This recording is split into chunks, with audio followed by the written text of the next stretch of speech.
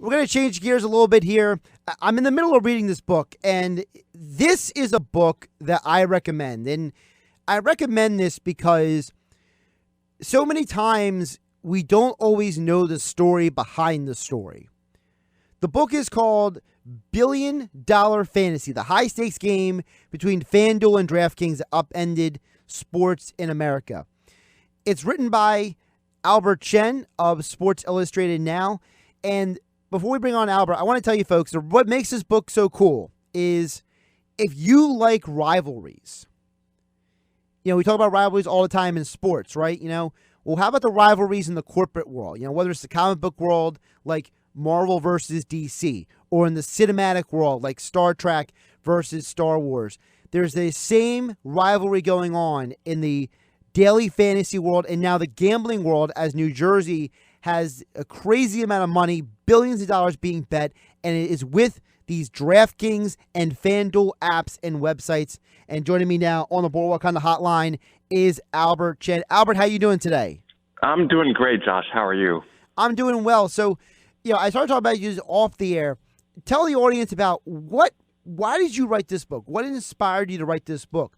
Because I think this is not a topic that people, initially think about when they, jump online or they see the ads for these people. No, I think you got to the heart of it. It's all about this rivalry between these two companies that is so fascinating. And it's almost like a great sports rivalry, between two companies and cultures actually that are completely different. You got FanDuel that started in the United Kingdom by 5 guys from Scotland, actually one woman among the 5 co-founders there. And then you got DraftKings, which was founded out of Boston 3 years after FanDuel. And they just went at it at a time when they were small startups. And then it absolutely exploded in 2015, heart of NFL season. And it's kind of like the beginning of the drama of the story. And that's when, as Trevor Noah put it on The Daily Show, you couldn't turn on your TV without seeing a zombie, a Kardashian, or a fantasy football ad, because these two companies were on TV all the time, and it was completely insane. So give the audience an idea before we get into the meat and potatoes of the book. Just give the audience a little idea of how do you go about researching something like this? Because you're doing investigative background and research in the people who are not. They're not celebrities. They're not commonly known people. If someone writes a book, like, for example, a book about Bill Belichick, well, everybody knows who Bill Belichick is in the sports world, but you're talking about people who are very behind the scenes, even for how high profile these companies are. Very high profile companies and very public companies, which makes it tricky. And none of these stories really have been told before. So I don't really know anything that is out there and out in the public. I'm kind of flying blind, not knowing if there is a great backstory to these guys or not. And it was a matter of just doing a lot of interviews. It's as simple as that. And really gaining the trust of CEOs at both companies and the founding groups, and allowing me to tell their story. Now, not in a way where I'm saying, they did a brilliant job necessarily. I mean, they certainly created these companies and have an incredible story, but it was also a lot of mistakes along the way. And I'll kind of leave the reader to be the judge of, what they think of these companies at the end of the story. But there was certainly a brilliance in terms of growing the industry in the early years. And so, again, lots of conversations with the people that I wrote about, because, these stories really haven't been told before. I think one of the interesting things for people, whether they are a daily fantasy fan or a gambling fan, or they're just a basic sports fan, or maybe they're just interested in, business competition. I liked how you started the very, very beginning of the book when you told the story, a little quick summary of the history of sports betting in Las Vegas in the books. And you have the guy walking out of his own property and he sees a sign for DraftKings. And he says, how is this legal? And I love how you weave that theme of the legality of this through telling all the stories, because I think that was a question for a lot of people early on, which is, how exactly is daily fantasy not fall under the umbrella of gambling? And I think that's something that I don't think a lot of people fully understood.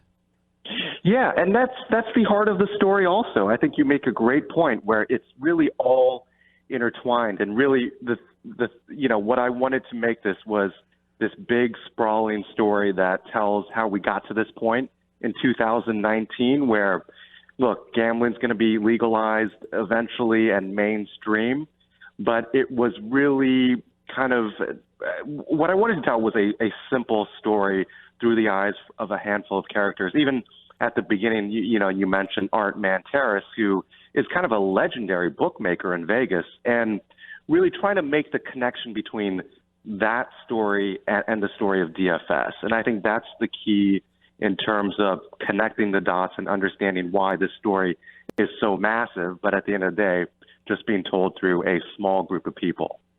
Albert Chen joining me on the Boardwalk Honda hotline on 97.3 ESPN. The book just came out this week, Billion Dollar Fantasy, the high-stakes game between FanDuel and DraftKings that upended sports in America. Albert, one of the things also I think is interesting is that I mentioned about the rivalry.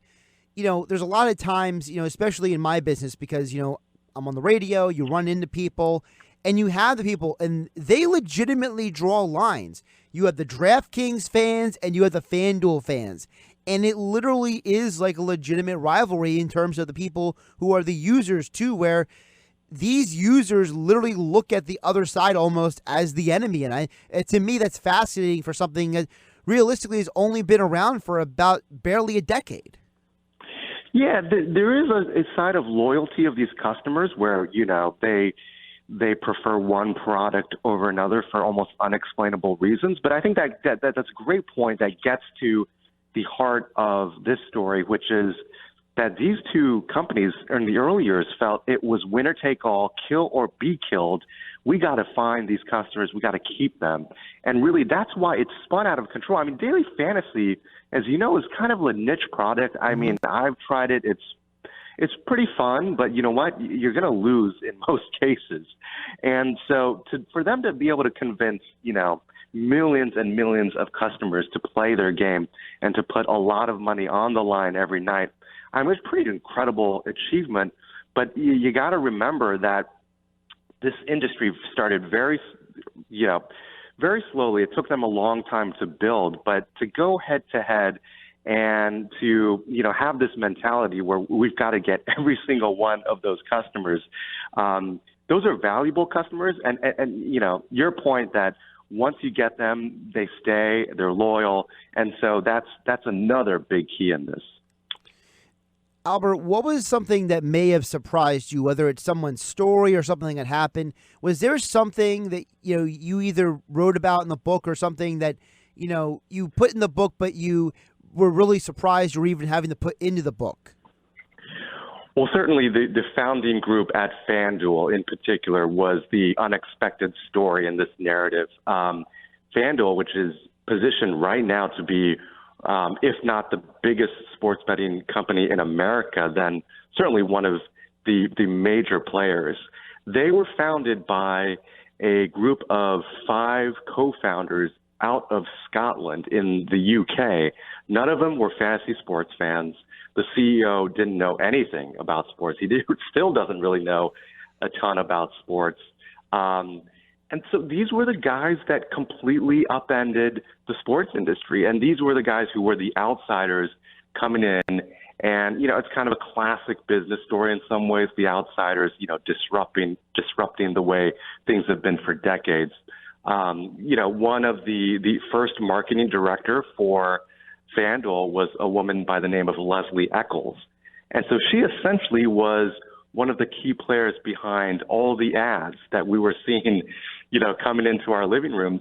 And, this is a woman, a mom of 3 in Scotland. So, you talk about unlikely characters. That's a pretty unlikely one right there.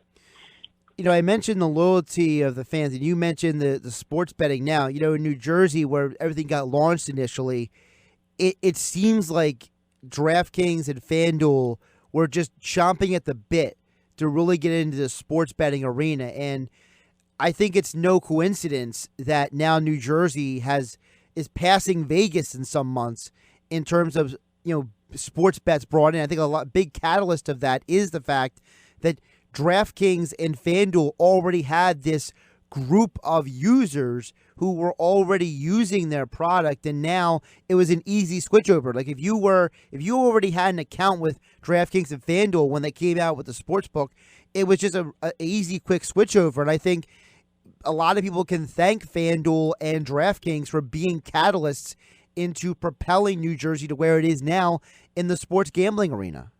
Oh, you absolutely nailed the key part of this story. I mean, and that's why New Jersey is fascinating. As you said, I mean, they've surpassed Nevada in some months this year, and you can make an argument that at some points they were the sports betting capital of the country. And now you got New Jersey, which is now the battleground for DraftKings and FanDuel, where I can cross the George Washington Bridge from New York City, where I live, take out my phone once I get across, and put $20, $200, $2,000 on the New York Mets. Now that's a terrible bet, by the way, but but the point is that's the future. And actually, DFS in New Jersey for DraftKings is actually around 10% of their business right now. It's all about gambling. It's about casino games. And that's what those two companies are going forward. Sports gambling, that's what it's about now. And, in some ways that's always what it's been about, but they couldn't have foreseen the landscape to change how it has changed. And so suddenly now the game's even bigger than either of these companies really expected at the beginning. I know it's hard to gauge, but what do you think the future is for these companies? Because I think that with the explosion of sports gambling, it's going to eventually spread from state to state. You got to think that, is there a possibility that we could get to the point where the sports betting is going to eclipse the daily fantasy for these two companies? Oh, I don't think. I mean, it probably already has, to be honest. I mean, that's the future. I mean, it has in the sense that that's where they are looking at their growth. I mean, daily fantasy, it is what it is. These are sports gambling companies going forward. I don't think there's any question about that. I mean, if it isn't, then they're simply not going to survive just because of the amount of money that they've raised. I mean, DraftKings has raised, close to actually double the amount that FanDuel has raised. So they're kind of in different situations. I mean, FanDuel was acquired by Paddy Power Betfair last year, a UK bookmaking titan. So they're kind of in a good place. I mean, FanDuel sort of, crushed actually DraftKings last year in New Jersey and kind of boded well for their business going forward. But, it's all about sports gambling for both companies. There's no doubt about it. The only question is how quickly these laws are going to be passed, how quickly, this is really going to be mainstreamed. And they are positioned right now to be the two biggest, for reasons that you outlined. Great. I mean, they've got the users. They're positioned to be the two biggest sports gambling companies going forward. Now, here's a caveat. There are going to be a lot of new players in this space, whether it's media companies. I mean, maybe down the line, if this gets really big, I mean, does Amazon get into it? Facebook, maybe Netflix? If this is really something that is completely mainstream, then absolutely. And it's all going to be about technology. Right now, DraftKings and FanDuel's technology is pretty good. I mean, their product in Jersey is really good. Making that $20 bet on the Mets is kind of shockingly easy. So it's a game changer. It's changing rapidly, but right now FanDuel and DraftKings are looking pretty good. DraftKings has actual brick and mortar books now. They have the one in New York State. They have the one here in Atlantic City. Do you think we'll ever see FanDuel books in this country the way that DraftKings is trying to populate theirs? I think so. I mean, it's a great point. I mean, in New York, there's the FanDuel sports book, but also at the Meadowlands, which is actually a very key one for them. And it kind of underlines that, betting on your phone is one thing. It's a whole other thing to fly into Vegas, as I'm sure you and I have done for, a bachelor party and, for March Madness or whatever. And they want to be a part of that experience too. I mean, they want their thing to be, everything. So, yeah, I think you're going to see a lot of FanDuel sports books, as more and more states become legal, DraftKings sports books as all. I mean, we're really just at the beginning of this. I mean, only 13 states where you can sports bet in some way, shape, or form. Long way to go. But I think in the next few years, you're going to see things change a lot. Albert, one more question for you, and I appreciate your time today on a Saturday. Albert Chen, the book, $1 Billion Fantasy, the high-stakes game between FanDuel and DraftKings, the up in sports in America. What about Las Vegas and all of this? I think that's the one, for the longest time, Vegas was where you went. Like you said, you get on a plane, you go to Vegas, you have a weekend, you go to the sports book. But where does Vegas now fall into the big picture now with DraftKings and FanDuel? They're fighting with each other, but I feel like Vegas is like the outside looking in right now when it comes to some of this. Another great point. And I think, I was in Vegas recently and, was trying to play on my phone, and it was just you had to go to the sports book to actually sign up on your phone. And, it makes sense. I mean, they want people to go to the casinos and hotels. And, for a lot of reasons, Vegas is, they're in a tough spot here because, with these growing number of people who are going to be able to play on their phones and go to the FanDuel Sportsbook in, Washington, D.C. or name your city, that's tough. But I think Vegas, it's still a destination because of just like events and shows. So beyond that, going to Vegas is still going to be, for that bachelor party, whatever, it's still going to be the place to be. But at the same point, I think their business, and there's a lot of concerns. There's no question about it in Vegas, talking to old bookmakers, because of the lack of innovation there. They're concerned about what this all means for them. And, guess what? FanDuel and DraftKings, they're banned in Nevada right now, and there's a reason for that. Do you think they'll ever be not banned, or do you think that's going to be a long-term thing until maybe the old guard is no longer there anymore? Oh, I think they're going to have some problems in Vegas. I mean, they're actually 13 states where you can't play DFS. You can't play FanDuel or DraftKings. So I think it's going to continue to be banned. I mean, there's really no movement at that level. So it's a major turf war right now, and a lot of interest. I mean, forget about Vegas, but I mean, there are just a number of large entities with a lot at stake. Again, folks, you want to get this book. If you are a fan of sports betting, daily fantasy, or you just want to hear about a crazy rivalry where the stakes are at crazy heights, the book is $1 Billion Fantasy, the high-stakes game between FanDuel and DraftKings up in Sports in America. The author is Albert Chen. He's been my guest here on the Boardwalk Honda Hotline. Albert, appreciate your time today, and I hope that maybe some point you'll be able to make a kind of like a sequel to this book that kind of like where is the next day specifically with the sports betting, because I can only imagine a few years from now there's going to be a whole another layer to all of this for us to talk about.